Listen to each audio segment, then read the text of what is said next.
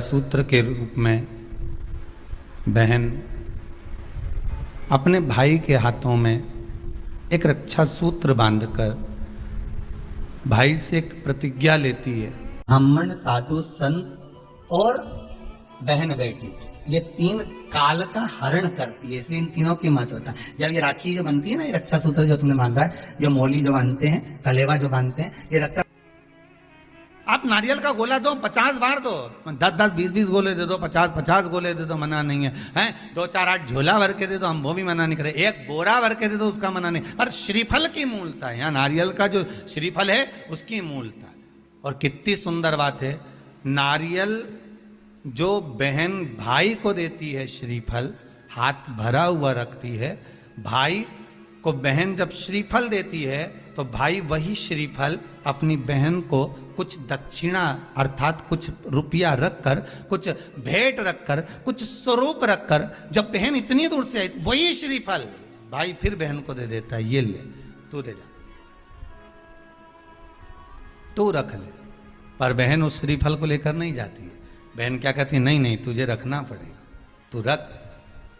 तो दो चीज में से जब श्रीफल भाई भेंट रख कर देता है अपनी बहन को, तो बहन श्रीफल वहीं भाई के घर छोड़ देती है, भेंट का कुछ भाग लेकर चल देती है।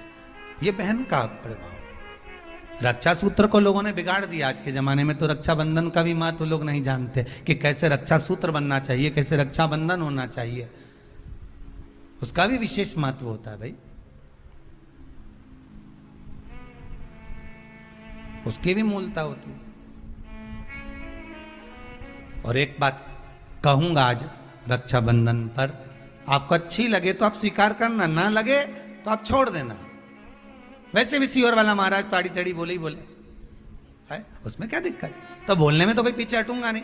एक निवेदन आप सबसे करूंगा, आपको अच्छा लगे अपने जीवन में उतारिएगा, ना लगे कोई बात नहीं, छोड़ दीजिएगा, पर उतारना जरूर।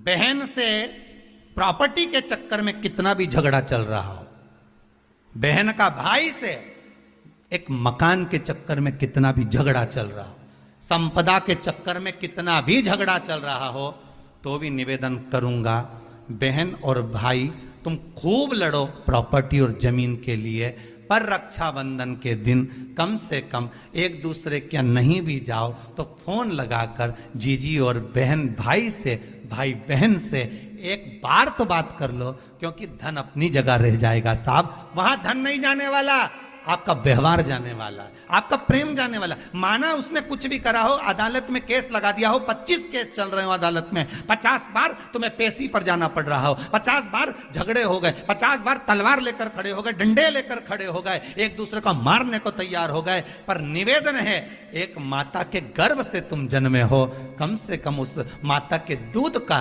फर्ज अदा करो। और एक बार कितना भी झगड़ा हुआ हो, इस आस्था चैनल के माध्यम से आज रक्षाबंधन के दिन भले राखी बंधवाओ मत बंधवाओ, पर एक फोन लगाकर तो पूछ लो, जीजी कैसी है, कब आएगी बता। या बहन भाई को कह दे रे कैसा है, भूल गया क्या मुझे, भाई भी कह दे। लड़ाई की बात मत करना, आज के दिन बस प्रेम की बात करना कि कम से कम बहन का फोन तो आया। मेरा मन कहता है, मेरा दिल कहता है कि शायद दिवाली पर जितनी आतिशबाजी नहीं हुई होगी उतनी आतिशबाजी आपके दिल में होगी, कि जिससे केस चल रहा है वो फोन लगाकर पूछ रहा है कि भाई ने पूछा बहन से, बहन ने पूछा भाई से, कैसे हो, भाभी से बात कर लो, थोड़ा बच्चों से बात कर लो। माना अदालत में देखा जाएगा, लड़ाई झगड़े सब होंगे, सब कुछ होगा। कौरव और पांडवों की कथा तो देखो रे, कितनी सुंदर है।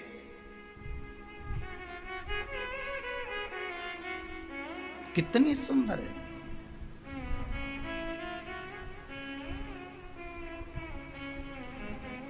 पांडवों की बहन सुभद्रा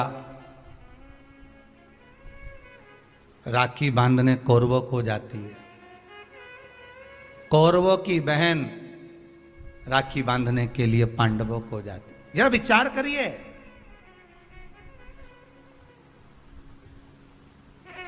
क्या युद्ध के मैदान में लड़े नहीं, क्या युद्ध के मैदान में मरे नहीं, युद्ध अपनी जगह पर है।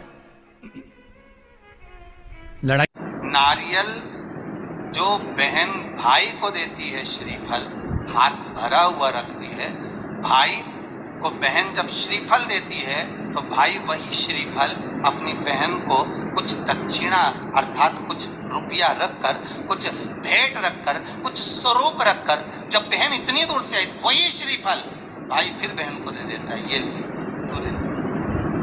कम से कम एक दूसरे के नहीं भी जाओ तो फोन लगाकर जीजी और बहन भाई से, भाई बहन से एक बार तो बात कर लो, क्योंकि धन अपनी जगह रह जाएगा साहब, वहां धन नहीं जाने वाला, आपका व्यवहार जाने वाला।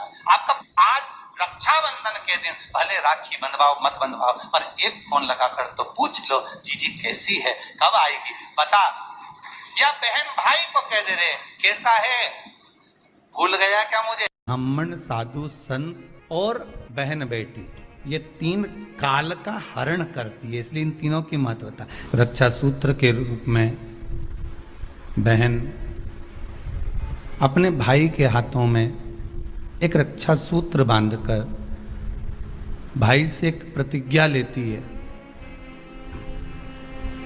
कि आप इस भूमि पर जब तक मेरे प्राण हैं तब तक मेरी रक्षा करोगे।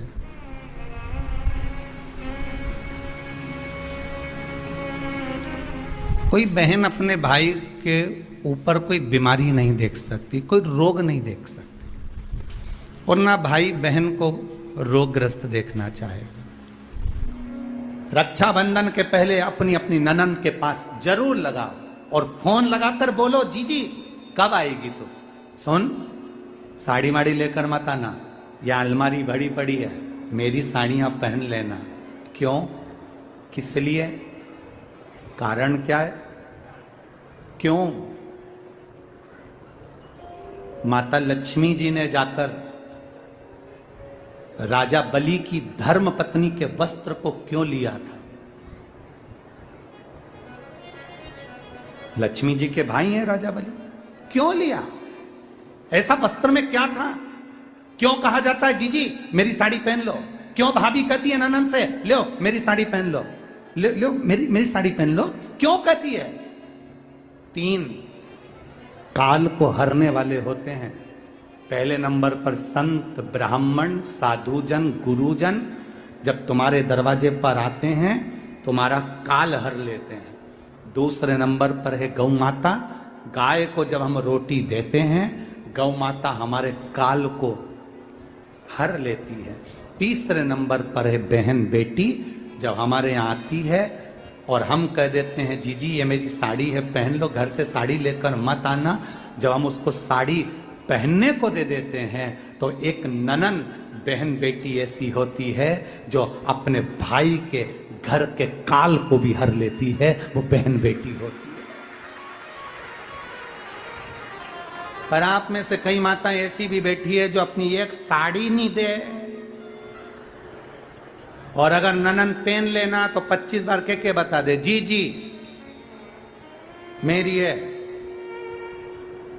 जी जी अच्छे से बैठो साड़ी फट जाएगी मेरी है।